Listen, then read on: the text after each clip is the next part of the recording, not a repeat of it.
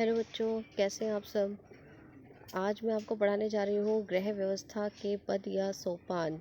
हमने इससे पहले टॉपिक में पढ़ा था ग्रह व्यवस्था का अर्थ और ग्रह व्यवस्था की परिभाषाएं।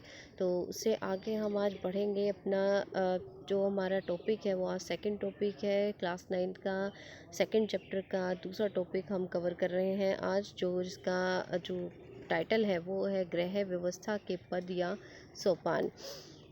देखिए, बहुत ही महत्वपूर्ण है ये ग्रह व्यवस्था के पद या सोपान। किसी भी ग्रह व्यवस्था को बहुत ही अच्छे से चलाने के लिए, यानी कि जब हम घर को व्यवस्थित कर रहे हैं, देखिए अपने ग्रह को का पूरा प्रबंध कर रहे हैं, तो उसमें बहुत सारी आवश्यकताएं होती हैं, बहुत सारे उसमें कार्य होते हैं। इन कार्यों को करने के लिए हमें 3 सिद्धांतों की आवश्यकता होती है, 3 कार्यों की आवश्यकता होती है, जिसे हम कहते हैं नियोजन, नियंत्रण और मूल्यांकन। लेकिन ये सारे ही जितने भी सिद्धांत हैं, इनको हम जब यूज़ करते हैं, जिनका प्रयोग करते हैं, तो उससे पहले हमें अपने जितने भी कार्य हम परिवार के अंतर्गत कर रहे हैं, उनको करने के लिए हमें परिवार के सभी सदस्यों की रुचि जाननी अत्यंत आवश्यक होती है। यानी कि जब भी हम अपने परिवार की व्यवस्था करेंगे, अपने परिवार में के का प्रबंध करेंगे, और ये व्यवस्था और प्रबंध से क्या मतलब है, जितनी भी आवश्यकताएं हैं परिवार की, वो रुचि के अनुसार उन्हें लेकर उनको पूरे परिवार को व्यवस्थित किया जाए, यानी कि सभी कार्य सुचारू रूप से किए जाएं। इसे ही गृह व्यवस्था कहा जाता है, यानी कि सुख समृद्धि परिवार के अंदर बनी रहे, सभी कार्य सुचारू रूप से होते रहें।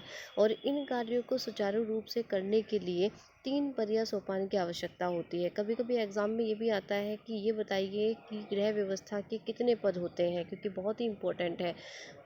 तो हमें लिखना होता है कि 3 पद होते हैं, नियोजन, नियंत्रण तथा मूल्यांकन। ये क्यों प्रयोग किए जाते हैं? ये गृह व्यवस्था को सुचारू रूप से चलाने के लिए प्रयोग किए जाते हैं, ताकि ग्रह के अंदर जितने भी सदस्य हैं, उनकी रुचि के अनुसार सभी आवश्यकताएं व्यवस्थित रूप में पूरी हो सकें। इसलिए हम अपने परिवार में जब भी कोई कार्य करते हैं, तो उसका सबसे पहले नियोजन करते हैं फिर उसका नियंत्रण करते हैं और फिर उसका मूल्यांकन करते हैं। नियोजन होता है प्लानिंग करना। किसी भी कार्य को करने से पहले हम उसकी प्लानिंग करते हैं, यानी कि योजना बनाते हैं, फिर उसको नियंत्रित करते हैं, यानी कि जितने भी हमारे पास उसको पूरा करने के लिए जो भी आवश्यकताएं हैं, उनको पूरा करते हैं। उनको मतलब जितने जो भी आवश्यकताएं हैं, उनको इकट्ठा करते हैं। देन फिर लास्ट में जो आता है, कार्य पूर्ण होने के बाद हम मूल्यांकन करते हैं कि ये कार्य जो सफल रहा है, तो इससे अधिक सफल हम कैसे बना सकते हैं, और अगर सफल नहीं रहा है, असफल रहा है, तो वो असफल क्यों रहा है, उसको हम आगे जाके सफल बनाने की कोशिश करते हैं कि आगे असफल ना हो, हमारा कार्य सफल हो। और मूल्यांकन में ये पता चल जाता है कि असफल किस कारण से हुआ है, तो उस कारणों को ढूंढना होता है। तो इसका अर्थ होता है मूल्यांकन।